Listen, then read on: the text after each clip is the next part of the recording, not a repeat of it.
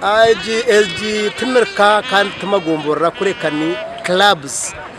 omuntu kujoti nyowe club yanje ni nkafore cyo kureberaho twine club ya Muhame nerga Kashare so Tiimu no yemeraho kora club then atintu registeringa clubs ezikubazira under district ahabwa amazina kuba kubagaresere kwaza kuzanda tukuza ururembo rwihanga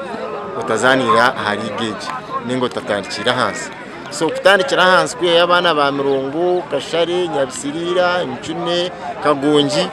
nico kimwe cyakubasa kutumbura itaranta z'abana kaharengo